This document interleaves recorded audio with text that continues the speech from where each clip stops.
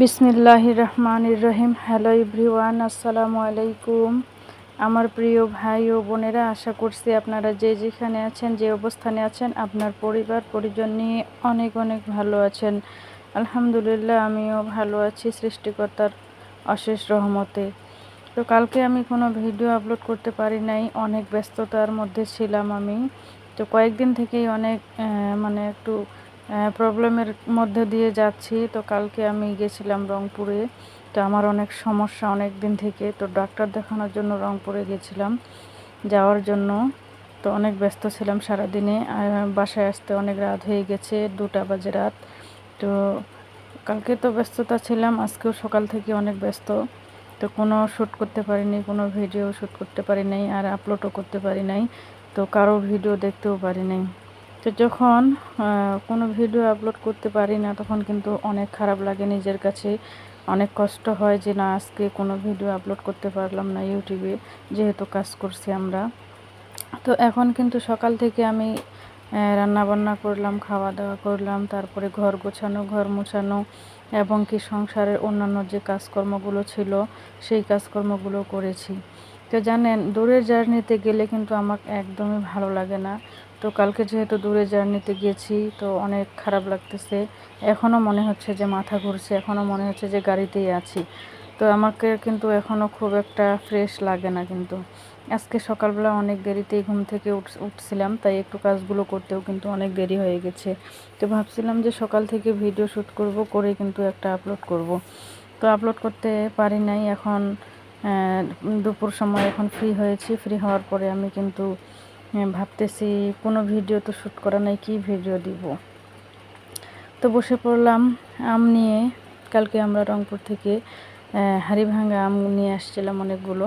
তো ওইদিকে একটু আমের দাম কম আছে আমাদের এদিকের থেকে, তো ওই দিক থেকে আম নিয়ে আসছিলাম অনেকগুলো। আর ওই দিকের আমগুলো কিন্তু অনেক টাটকা, মানে বাগান থেকে নিয়ে আসে ওরা সাথে সাথে বাজারে। তো সেইখান থেকে আমরা আম নিয়ে আসছি। তো সেই আমগুলোই কিন্তু আমরা এখন খাচ্ছি। কিছু পাকাও নিয়েছি, কিছু কাঁচাও নিয়েছি। তো পাকা আমগুলো কিন্তু একটা আম কেটে নিলাম, নেওয়ার পরে কিন্তু আমার বড় মেয়ে আর আমরা কিন্তু খাচ্ছি। আর আমার ছোট মেয়ে কিন্তু এখন দুপুর সময়, তো ও কিন্তু কালকে ওকেও নিয়ে গেছিলাম, তো ছোট বাচ্চা তো অনেক খারাপ লাগতেছে ওকেও, তো ওখানে ঘুমাইছে।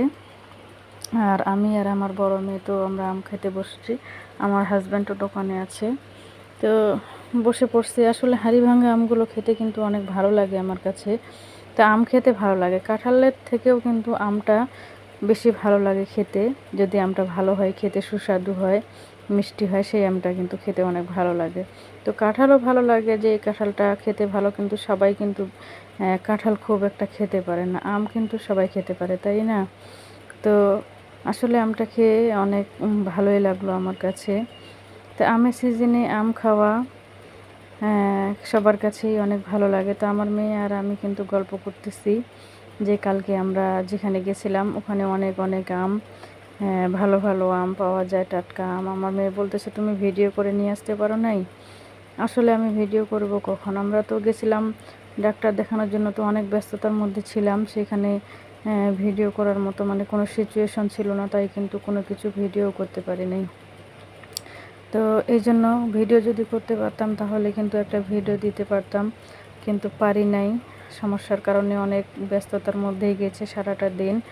তো আবার চলে আসছি এই ছোট্ট একটি ভিডিও নিয়ে। আশা করছি আপনারা লাইক দিয়ে আমার এই কন্টিনিউ করবেন, ভিডিওটি সম্পূর্ণ দেখবেন। আর আপনাদের সুন্দর মতামত অবশ্যই কমেন্ট বক্সে জানিয়ে দিয়ে যাবেন। তো আমি কিন্তু একটা আম খেয়ে ফেললাম, আমরা 2 মা মেয়ে। তো আরেকটা আম নিয়ে নিলাম, যে আরেকটা আম কেটে নিই, আরেকটা আম খাই। তো একটা আম খেয়ে কিন্তু মানে আম খাওয়া শেষ হয়নি, আরেকটা আম কেটে নিচ্ছি যে এটাও খাবো। আমার মেয়ে বলছে আমি আর খাবো না, আমার পেট ভরে গেছে। আমি বললাম আচ্ছা আমি খাবো।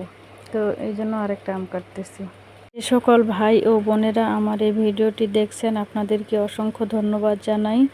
আর আপনাদের জন্য অনেক অনেক দোয়া রইল। আমরা যারা ইউটিউবের মধ্যে কাজ করতে আসছি, আমরা কিন্তু সবাই নির্দিষ্ট একটা লক্ষ্য নিয়ে এসেছি, যে আমরা যেন আমাদের স্বপ্নটাকে আমরা ইউটিউব থেকে পূরণ করতে পারি, তাই না? সবাই কিন্তু এখানে আমরা টাকা কামানোর উদ্দেশ্যে যেহেতু এসেছি, আমাদেরকে কিন্তু সবাইকে ভালোবাসা দিতে হবে, সবার পাশে থাকতে হবে। আমরা যদি সবাইকে ভালোবাসা দিই, সবাই সবার পাশে থাকি, তাহলে কিন্তু আমরা আমাদের স্বপ্নটাকে খুবই তাড়াতাড়ি কিন্তু আমরা পূরণ করতে পারবো, তাই না? একে অপরের সহযোগী হতে হবে। আমরা যদি হিংসা করি তাহলে কিন্তু আমরা কেউই পারবো না আমাদের গন্তব্যে পৌঁছাইতে। তো আমরা সবাই সবার পাশে থাকবো, সবাইকে ভালোবাসবো, সবার ভিডিও দেখবো, কমেন্ট করব, আর সবার সাথেই থাকবো। তবেই কিন্তু আমরা সামনের দিকে এগিয়ে যেতে পারবো, তাই না? তো আপনারা যারা আমার এই ভিডিওর মধ্যে আছেন, আপনাদেরকে অসংখ্য ধন্যবাদ জানাচ্ছি আবারও। আর আপনাদের সুন্দর মতামত অবশ্যই জানাবেন। আমি জানি যে আমার ভিডিওগুলো তেমন একটা ভালো হয় না, তারপরেও আমার লাইফের কিছু কিছু অংশ আপনাদেরকে আমি দেখাই ভিডিওর মাধ্যমে। সম্পূর্ণ তো দেখাতে পারি না, যেহেতু আমার পরিবারের দিক থেকে অনেক সমস্যা আছে, অনেক বাধা বিপত্তি আছে। তো যেটুকু পারি সেটুকু কিন্তু দেখানোর চেষ্টা করি আমি আপনাদের মাঝে। তো যেভাবে আছি আপনারা সবাই দোয়া করবেন আমি যেন সামনের দিকে এগিয়ে যেতে পারি আপনাদের সবার ভালোবাসা নিয়ে। আপনারা যদি একটু ভালোবাসেন তাহলে কিন্তু আমি সামনের দিকে এগিয়ে যাওয়ার কিছুটা হলেও অনুপ্রেরণা পাবো, তাই না? আপনারা যদি ভালো না বাসেন, আপনারা যদি পাশে না থাকেন, তাহলে কিন্তু আমি এগিয়ে যেতে পারবো না।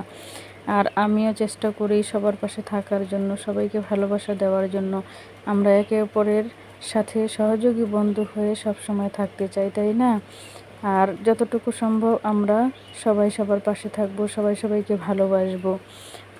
তো সবারই কিন্তু নির্দিষ্ট পরিবারের দিক থেকে অনেক বাধা বিপত্তি, অনেক সমস্যা থাকে। তারপরেও আমরা এখানে অনেক বাধা বিপত্তি ছেড়ে কিন্তু কাজ করার জন্য এসেছি।